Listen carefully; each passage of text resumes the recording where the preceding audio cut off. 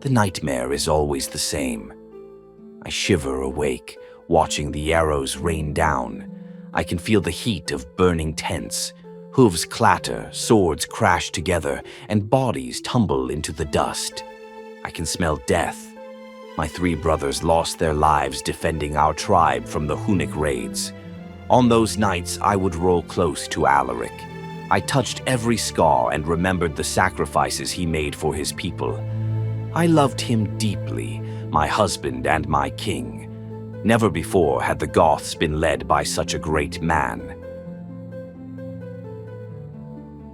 After the Hunnic invasion, Alaric left our tribe to join the Roman army. Like so many of our young men, he longed for revenge. With his exceptional strength and cunning mind, his reputation grew, and soon he led centuries of men. But the Romans are treacherous masters. Alaric grew weary of false promises of gold and land. While he fought the wars of other men hundreds of leagues away, we wandered, homeless. I still remember the thousands of campfires shining through the dark nights. When he did return, he rarely spoke.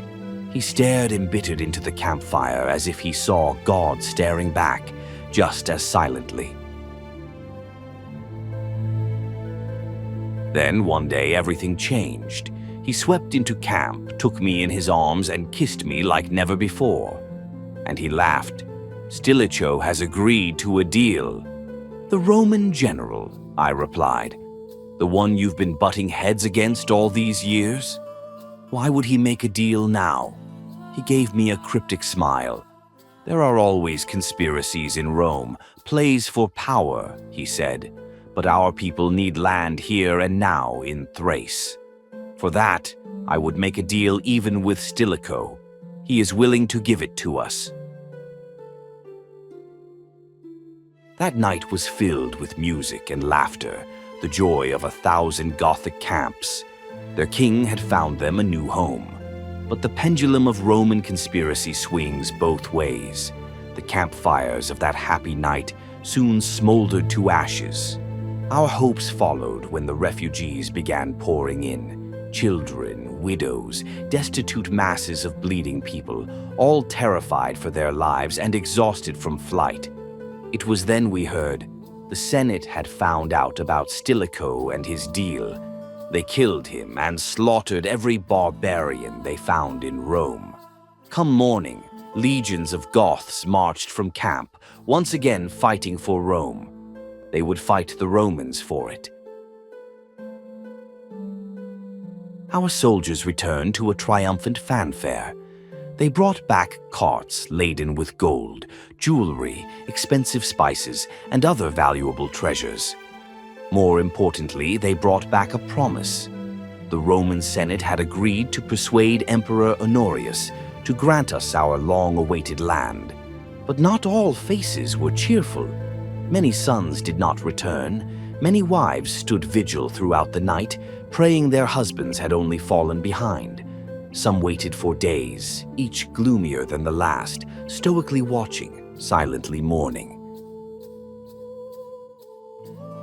Whispers spread in the dark corners of the camp. Some soldiers still desired the plunder of Rome itself, convinced that the wealth in their wagons was a pittance compared with the treasures remaining in Roman coffers. They whispered of Roman duplicity, and wondered if their king truly believed the Senate would uphold their desperate bargain.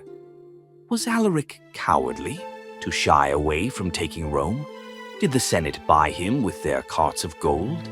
Was he merely a Roman puppet?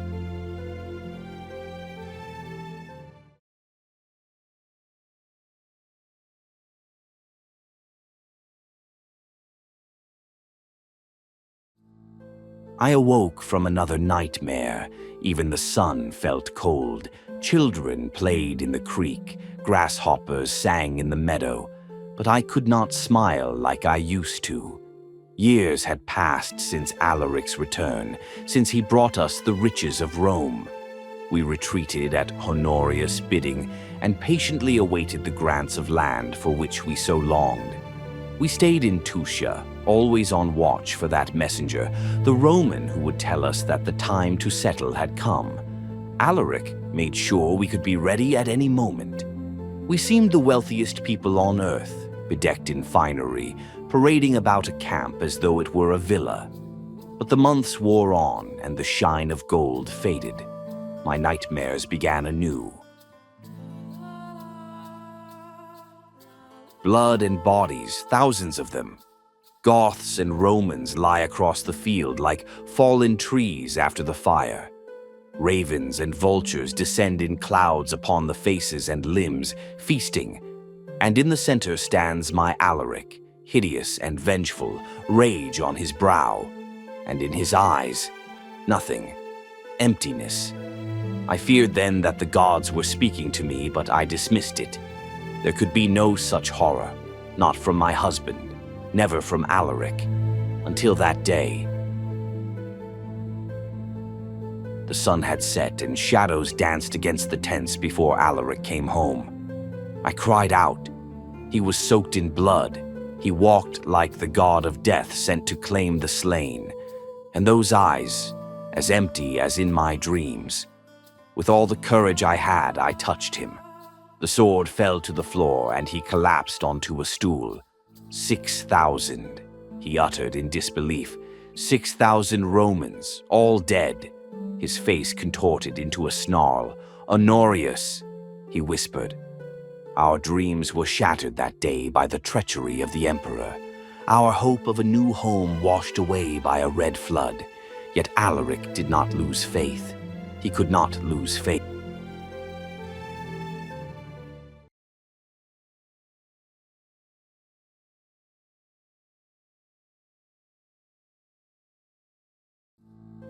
I was beautiful in my youth. Boys fawned over me. As the years have passed, so has my beauty. My skin wrinkles and my hair turns ashen gray. The girl became an elder wife. But beauty gone is replaced by wisdom, or so we Goths believe. We are the followers of Arius and his Christ. The Romans call us heretics. Perhaps this is why they treat us so, why they break their accords and slaughter us like animals. Yet God must love us, or we would not have survived this long against Latin treachery. Surely Rome must think so too, for there is unrest in the Senate. We soon received word that the Senate had elected a new emperor to usurp Honorius, a Greek named Attalus. The elders once told me that God sends signs of his will, and if we are wise, then we can determine his path. "Do you believe in the omens of God?" they asked. If the omens of God pointed us again to Rome, then Alaric would tread upon the 7 hills again. In Greece, we once had safe harbor in times of trouble, and now a Greek sat poised to overthrow Honorius. Alaric threw his support behind Attalus, and we immediately set off for Rome. Our soldiers ached for revenge, and a Rome divided between 2 emperors seemed the fattest hen to be plucked. Yet, when we reached the city, Alaric merely talked. For 10 months we stayed, bustling about the villas and mansions, talking and dining. I confess, Rome fascinated me. The streets were coarse, paved with stone, the baths steamed hot, and the sweet smell of baked bread mingled with the odor of refuse from the tenements. The city teemed with innumerable citizens, and every citizen had many servants. Yet our soldiers grew restless. There was no war, only silence from Honorius. We soon found out why. Honorius had closed the ports in Egypt. Grain supplies steadily dwindled, and whispers of famine arose. Rome's new emperor could do nothing. War so far away would be too costly, and there was no food to spare for a campaign. The populace began to panic, and an impotent Attalus could only watch. Alaric paced our rooms at night, muttering to God about why he had led him again to Rome. I shuddered at his conclusion.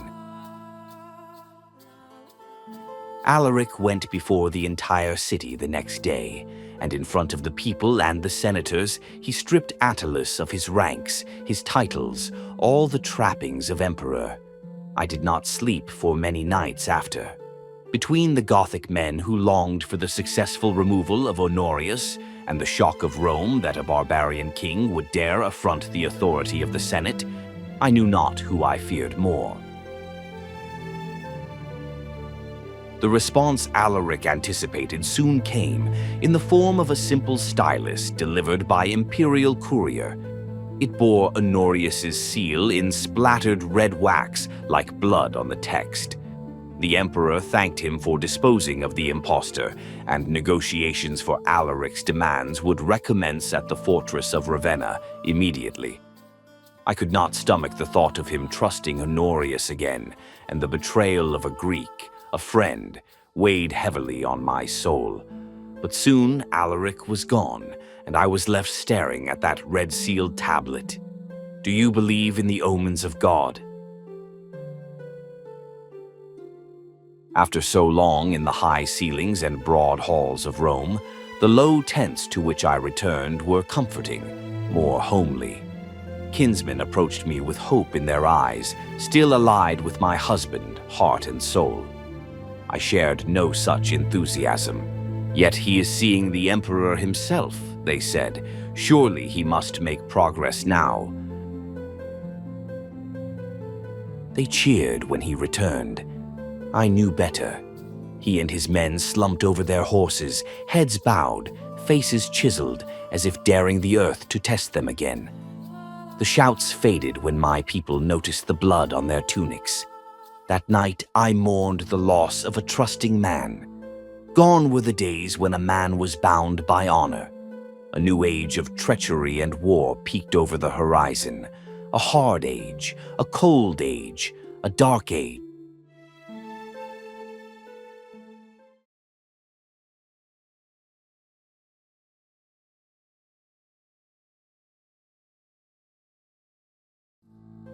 arms and the man I sing, who first made way, predestined exile from the Trojan shore to Italy, the blessed Lavinian strand. Smitten of storms, he was on land and sea by violence of heaven, to satisfy stern Juno's sleepless wrath, and much in war he suffered. Virgilius, from the Aeneid. While I cannot read his words myself, I have had his works read to me.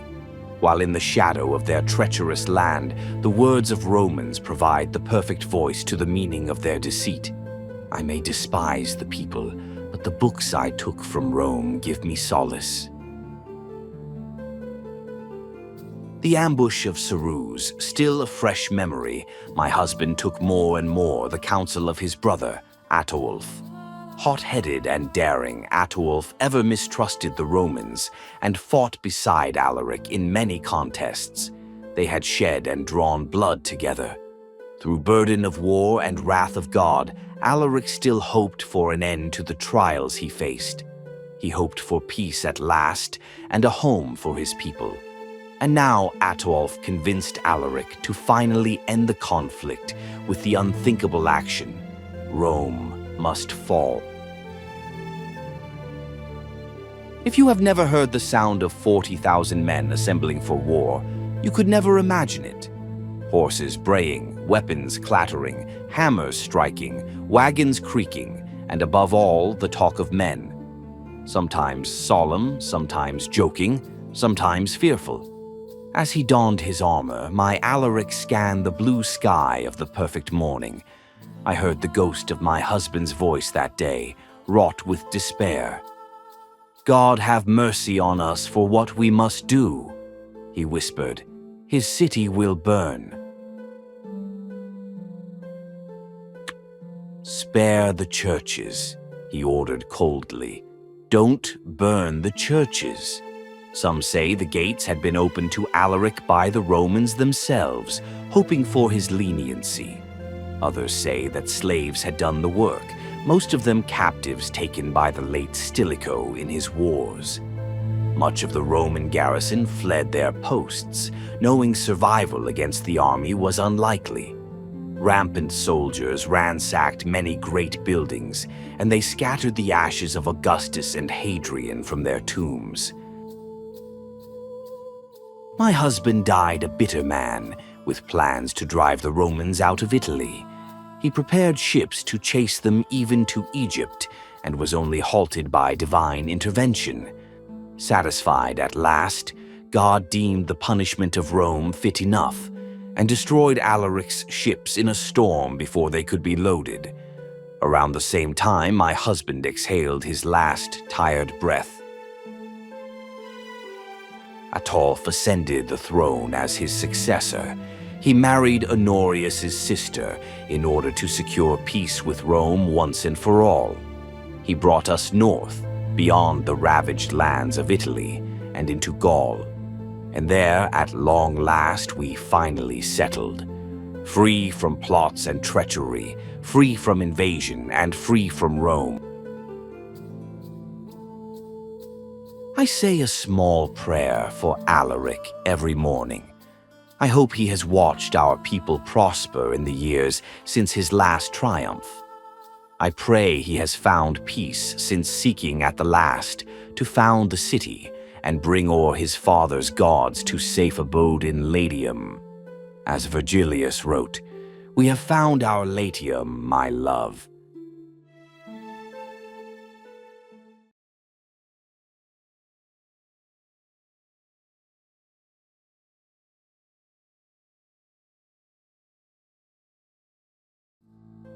We could not make camp in the damp and wet forest glade, so I led my companions towards the base of the mountain. Moving closer, I noticed an old path leading along its side. It was overgrown with bushes and all manner of foliage, and the footing was difficult. One could sight armor and weapons from time to time along the path, and stakes stood tall, covered with vines and moss. Glancing around, I spotted a magnificent blade.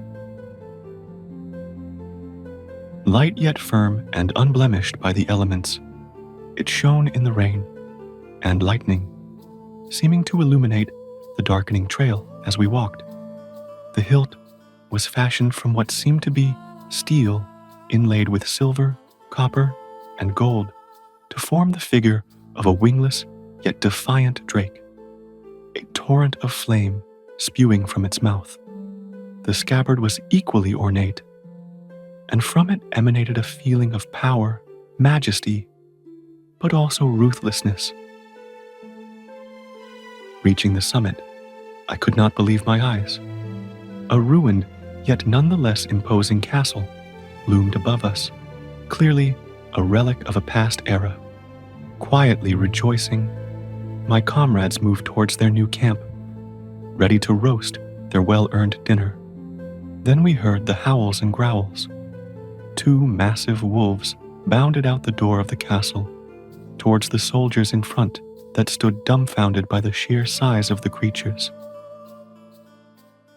Fearing for their lives, they drew weapons, only to hear a voice from the shadows speak to the wolves, or the men.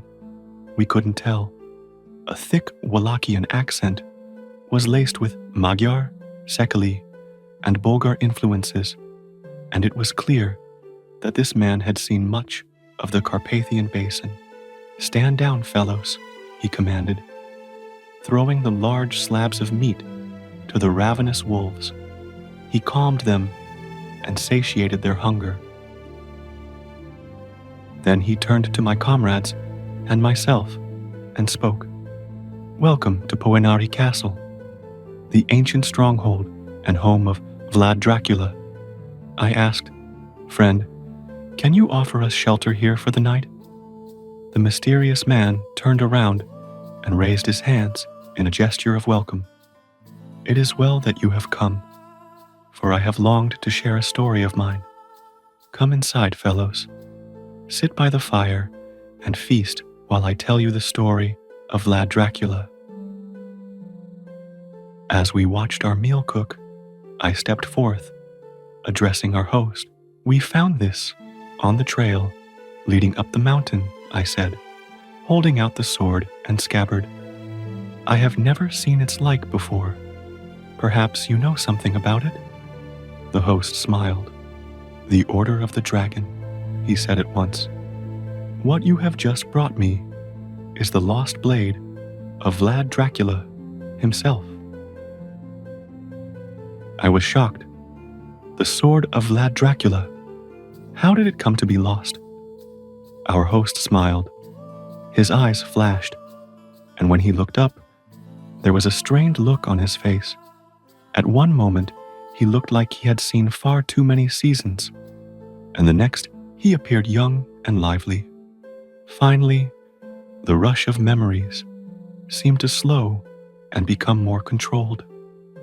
That is a long story, but then again, we have a long time until dawn.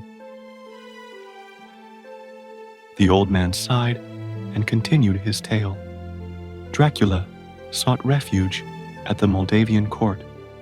There, he learned that Vladislav II had cunningly begun to mediate peace talks between the Ottomans and Hungarians, temporarily securing his position as voivode. Furious, Dracula vowed to never deal with the Turks again and swore vengeance on Ottomans, Wallachian boyars, and Donesti clansmen alike.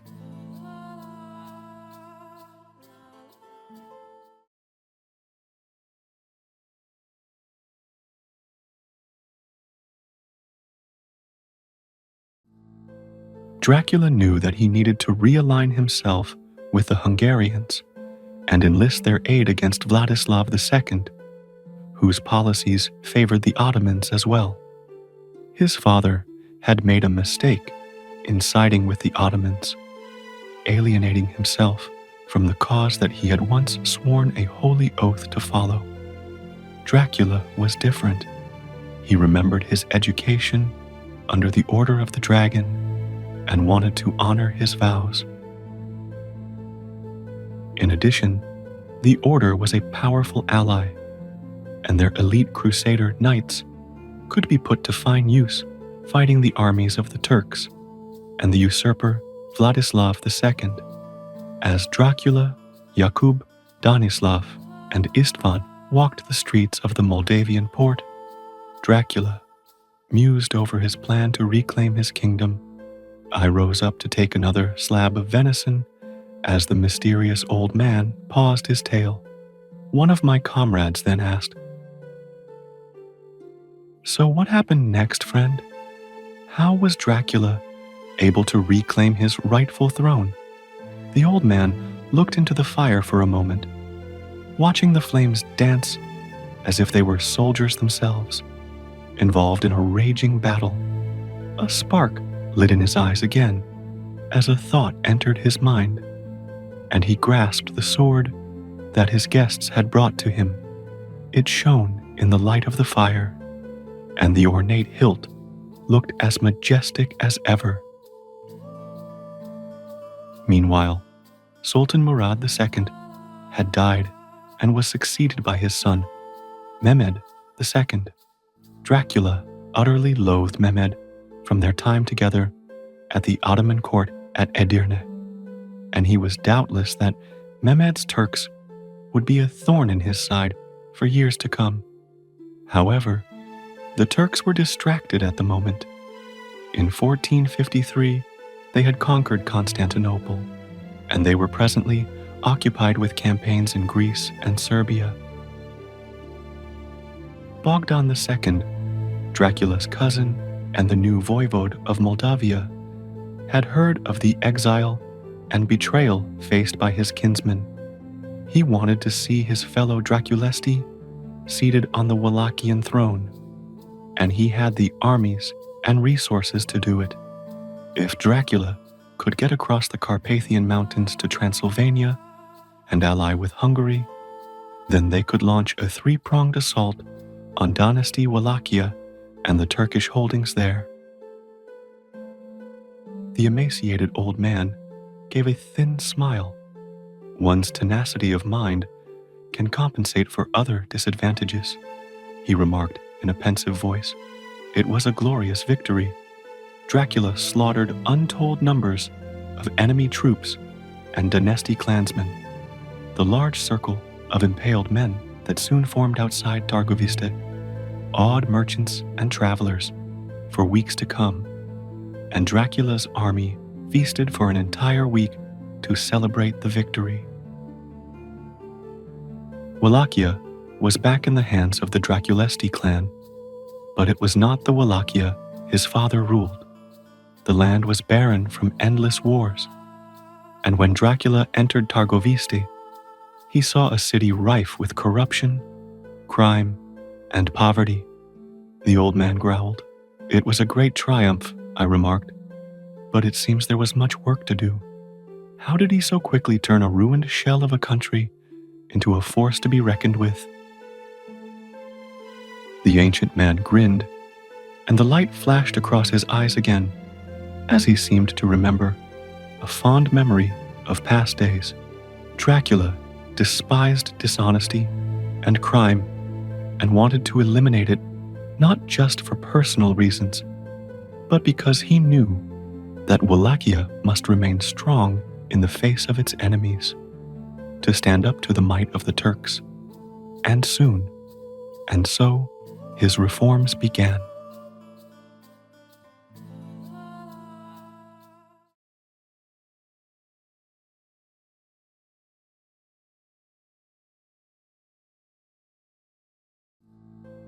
The punishment for all crime and dishonesty was death, impalement to be specific, for Dracula needed to make an example of criminals, just as he did with Vladislav II and the Dynasty clan.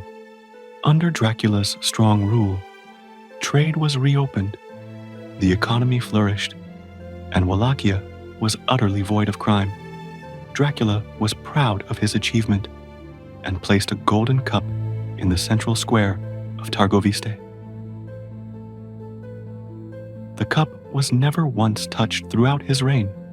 However, Dracula was angered by vagrancy and begging, so he had all of the poor and sick boarded up in a hall and then had the building set on fire. I was shocked. The fear of the stake was enough to prevent crime, I'm sure. But how was Dracula able to strengthen the economy and evade the plots of the boyars at the same time? Smiling the whole time, his host continued. Dracula's restructuring was almost complete, but he was still faced with the problem of the boyars. Dracula invited them all to a feast and asked them how many voivodes they had seen in their lifetime. None had seen fewer than 7 reigns, while some had even seen 30. Furious, Dracula arrested all of the boyars and marched them here to the former ruin of Poenari Castle. For months they labored, rebuilding the castle and toiling after their clothes fell off. Finally, the Poenari Castle was rebuilt, and Dracula celebrated by impaling all boyars who survived the ordeal. Finally, Dracula had eradicated the fickle, conniving boyars, and he was eager to put his own aristocracy in place. Knights and common peasants alike were made lords and given lands based on their loyalty to Dracula. Between their inherent loyalty to Dracula and the fear of the stake, none ever dared rebel. Strong again, the dragon was ready to breathe a flame that would engulf his enemies, the Turks. Hearing wind of the movements of a Turkish army, he led his grand army out to meet them in combat. The first glorious battle would be fought at a mountain pass northwest of the fortress of Giurgiu. This man, whomever he was certainly no commoner and had quite an arsenal of knowledge. I wondered if perhaps he had fought in the wars so long ago. Our host had risen again to leave the room and returned minutes later, a grandiose tome in hand. He opened it and began reading to himself. Soon, I spoke again. You know much of Dracula's quest for power. Did you fight under him then? My question was answered with a grin and a nod. Where else did you fight? I asked. There were so many battles during that time. It is said that every man in the kingdom marched on one campaign or another. It's a miracle that we have the peace that we have now.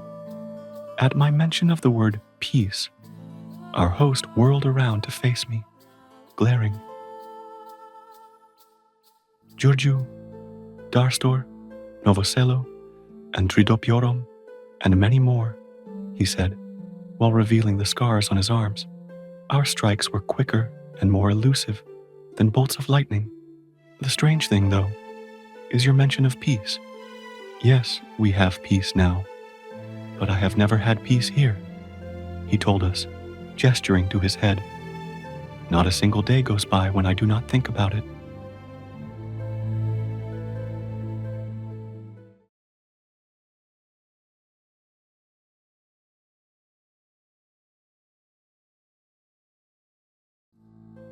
What sparked further conflict between Vlad and the Turks?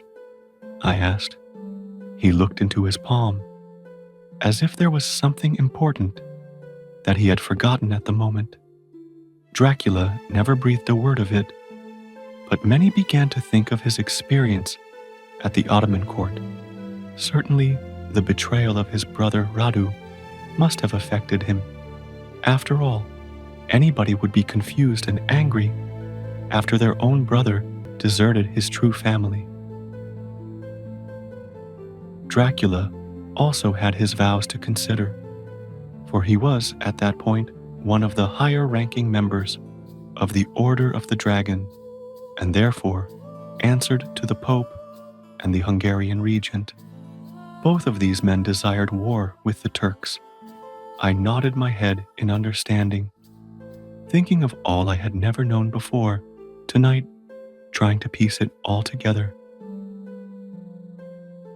In the year 1462, the Ottoman Sultan Mehmed II renewed his efforts and because he was besieging Corinth, sent his Grand Vizier with a force of 18,000 in his place, hoping that Dracula would be unable to mobilize his army quickly enough. The Sultan thought that he could take Wallachia by storm with this small force. He was, of course, sadly mistaken. Our host chuckled, erupting into a fit of manic laughter. Our focus all back on our host, we watched him intently.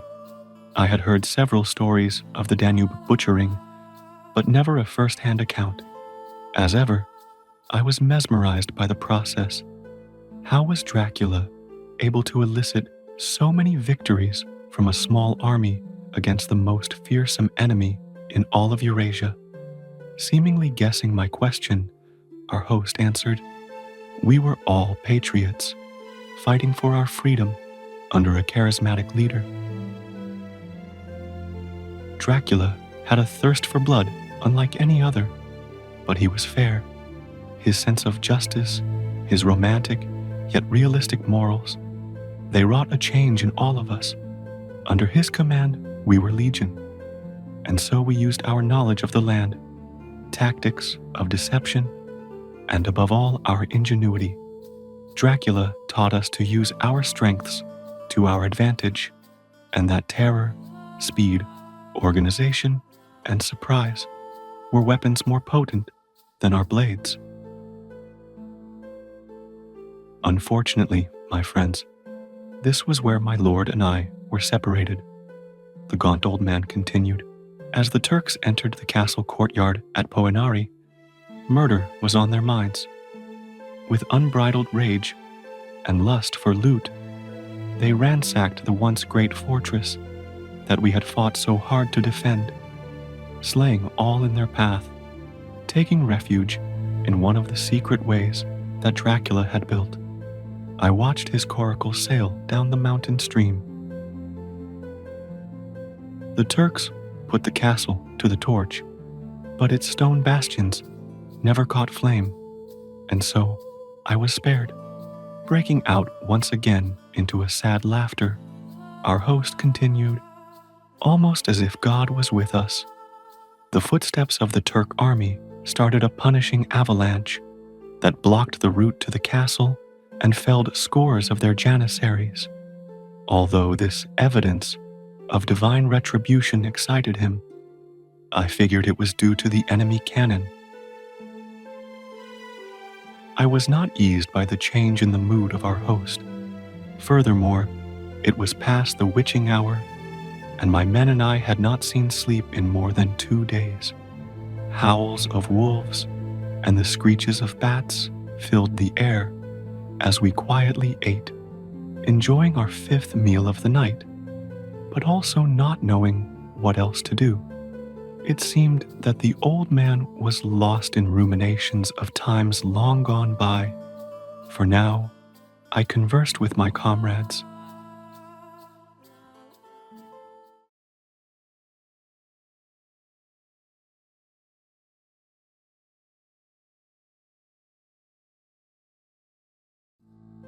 His distraction past, the ancient warrior resumed his tale. Those 12 years were the longest of my life. I was alone, watching the countryside from this castle for signs of Dracula's return. But all I saw was time after time, where Turk marauders ravaged the countryside of this once beautiful land and tormented the people. By and by, I heard word of Dracula's imprisonment in Hungary, and I almost lost hope. One thing kept me vigilant and stopped me from falling into despair. It was the last words I had heard from my lord when he told me that he would return, no matter if he had to travel to the depths of darkness and back. I repeated these words to myself every day and promised myself that he would succeed, that my lord would return. It was a fool's hope, but it was the best that I had, or that anybody had for that matter. Solitary and forlorn, I endured. In scores of hidden rooms and passages, Dracula had preserved enough food and water to last an entire army several years, no less one man. It was fortunate that you came, for just now were the provisions beginning to run out, he exclaimed. I was curious, though. Tell me of Dracula's return.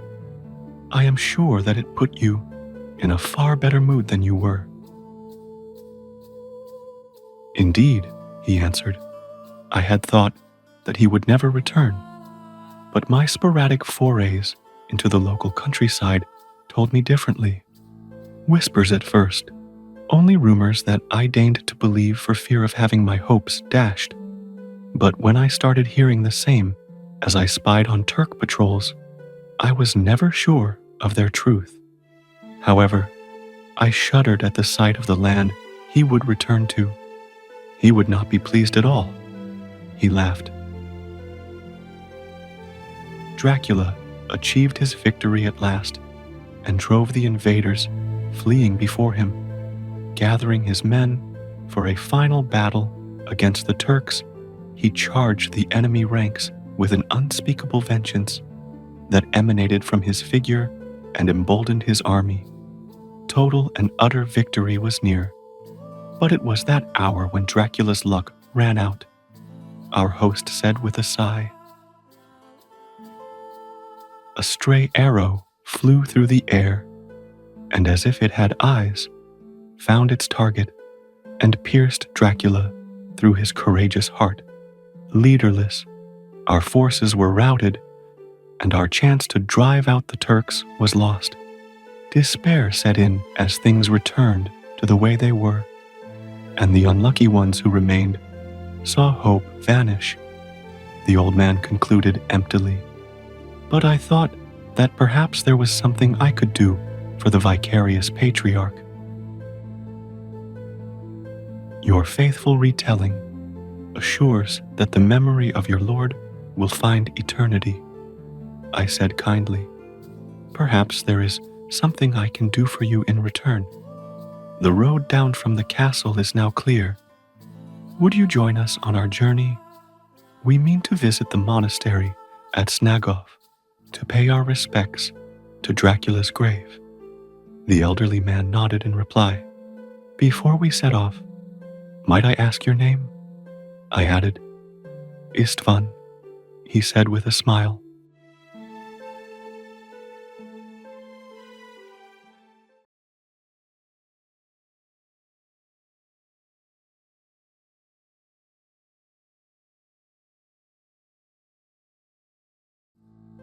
I rushed back from the walls, my armor drenched in blood and sweat. The Normans were quite tenacious, and many soldiers were killed on the wall each day. After the battles, I usually went to an inn with my comrades to drink off the horrors of each day, but not today. My father, the heroic Michael Naudikos, savior of Bari and slayer of rebels, was waiting for me. Bursting through the door to my father's house, I found the wizened old man sitting at the great table, looking out the window. Foul, treacherous, mercenary scum, he muttered while observing some enemy soldiers loading a trebuchet. Son, the inhabitants of this peninsula have been letting mercenaries in for almost 2,000 years. Not one bit of good it did them. When you win a battle with mercenaries, you switch one enemy for another. Weary of the Normans, I addressed my father. Father, I've spilled too much blood and seen far too much of these Normans for one day. Let us speak of more pleasant matters. Perhaps it would ease my mind if you could tell me the story of my great-grandfather, I asked. The old men still speak of him and tell stories, but I have heard so many that it is impossible to know the truth. Michael spun around, a gleam in his sunken eyes. The sun shone off his wispy silver hair, and for a minute, he looked like he was half his age. You want to hear the story of the family, son? Our family has pure Greek blood that runs back centuries. Naudikos, our surname. It is so because we came here as sailors. You look much like I did many years ago. But very well, I will begin the tale, ending his musings with a smile. In the year 869, your great-grandfather, the sailor and knight Panos Nautikos, answered the summons of his Byzantine liege, Emperor Basil II. They had entered into an alliance with the Carolingians, who wished our aid in defeating the infidel, scum-tainting Italy. Panos led a contingent of men who were to aid the army of Louis II, the Carolingian emperor. And so, one sunny morning, Panos strode to the harbor to board his ship. And so our kin broke the Lombard defenses and subjected the city to a glorious sack, Michael exclaimed. After the rebuilding, Panos was offered lordship of the city, but he turned it down. He just wanted to live out his days in peace, much like us all. Luckily for him, he did. He settled down, and my father, your grandfather, was born several years later. Panos did what any good man would want to do: bring glory to his house. But what of Louis? I asked. The old man mused for a long time. The wine had clearly stalled his thought, but finally he seemed to recall. Louis. He never came back, laughed Michael. The Lombards said that he would lose his feet were he to tread on their land again. At least that's what he apparently said. More likely, he just had to deal with barbarians in the north. He died soon after. Suddenly a bell rang, followed by the cries of battle. The Normans were attempting to scale the wall in the dark of night, but a watchman had seen them approaching. I donned my armor and rushed out the door. Michael sighed and must have remembered his heyday, when he heroically donned armor and cut down foes with his longsword. Now I, his son, was doing the same, and it made him proud.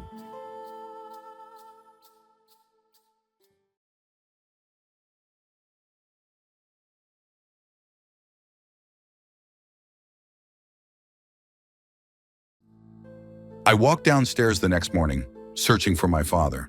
His health was far from adequate, and I worried that the wine he had drunk the night before might have made him ill.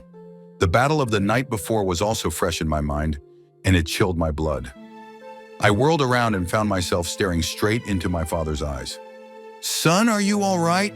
he asked. "Yes," I lied. "A late night and a bad dream, that's all." "Father, could you tell me of the rebellion of Melis?" I asked. "You must have been a young man at the time, and your stories seem to take my mind away from the horrors surrounding us." Michael sat down by the window. The sun shone through onto his gaunt face, and although he was 82 years of age, he did not look it. Thick gray hair lay on the top of his head, and his limbs were still supple from his many years as a sailor and a soldier. He began the story. "I have been a soldier of this city since the year 1005, when I was 16 years of age.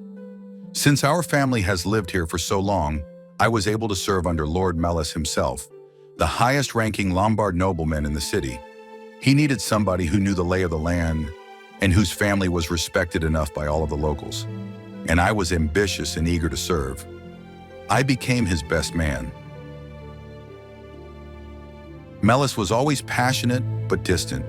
He always was secretive and never showed me any praise, and was sometimes quite harsh and blunt. But I was loyal and happy to carry out his orders. When he summoned me to his castle one day, I assumed it was just another ordinary mission." Michael stood up, walked over to the fireplace and added more wood, stoking the fire with a poker. 1011. It had been 2 years since I had stood in the courtyard of Melis's castle in Bari. After the siege, the rebel army was defeated, and Bari was repossessed by the empire. The new catapan of this land made me a captain in the army I helped him recruit from the countryside. "Father, what of Melis?" I asked. "You told me that when you entered the city and took his castle, he was gone." Michael coughed, a ghastly sound to hear. "I neither saw nor heard from Melis again, but I know that he was slain soon after." He took another draught of wine. I then asked, "Father, you said that Melis recruited barbarians to fight. Who? The Normans and Apulian Lombards fought with you." Goths, Slavs, Germans, even Arab horsemen. Melis reached far for help, and some came even whom were not asked. But there was one more group whose help Melis enlisted, Michael added angrily. Who, father? I asked. A new generation of Norman adventurers, the fathers of the scum who attack our city as we speak, he answered. It is because of Melis that this new menace is upon us.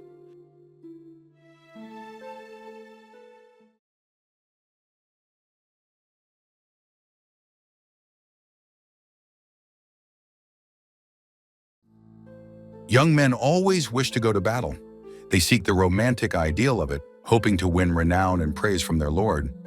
They think that war is a noble affair and that they can find glory on the battlefield.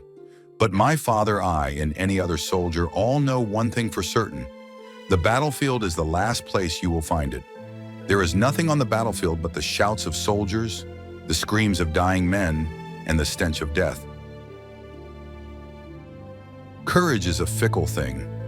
It often accompanies men to the battlefield and leaves them there. Those who can hold on to their courage when fear sets in, they are true heroes, but they are few. I long for peace. All of my life has been dominated by war, from the beginning of my training in the art of soldiery to the battles I fight here every day. I can hardly even remember the sound of music in the streets, the noises of a bustling city on market day, or even the din of merriment. Every day is the same.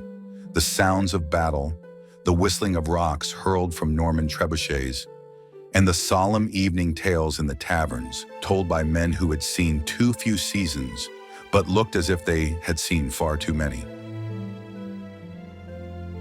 Michael walked towards me, a grave look in his eyes. He handed me his sword, a weapon passed down through our family, and his old helm, breastplate, falds, and greaves. They are yours now. This is it, he said. Today you must leave this place. Our family has been here for 200 years, it is true, and I am proud to have been able to tell my son our story. But you must think of your future too. Someday you will tell your son this story with the same pride. Fight well today, escape, and secure yourself that future. I looked out the window and noticed a strange sight. Our soldiers walked the streets in the garb of the Tecmata. Then I saw the Varangians, and that could mean only one thing. Allied ships had run the Norman blockade and delivered a few reinforcements. If they could do it, so can I thought as I walked out the door. Now in the heart of the Byzantine Empire, my ship was not the only one to have sailed from Bari. One morning I was speaking to the owner of a small butcher shop when I heard shouts from down in the harbor. Racing down to the docks, I saw several men being carried from their battered vessel, a ship that had sailed from Bari just as the Norman armies entered the city. I asked for news of my father. The folk always whispered of your father's fame as a soldier, but he looked ageless in all his glory, one told me. Just as he did all those years ago, he fought valiantly in the streets for his honor and his people, and died honorably. I turned to my own thoughts. I still have my family's weaponry and armor, but I doubt I will ever wear them again. I have seen enough battle for 10 lifetimes, and I hope to try my hand at a different craft. I think I shall travel the empire from Thessaly to Anatolia, seeking work as I go. Perhaps I will earn enough money to buy myself and my future family a house in the countryside outside Petrae, and raise miles of vineyards on the hillside. And maybe one day, when I recount the tale of my family to my children and grandchildren, I will be able to conclude it with how we have found peace at last.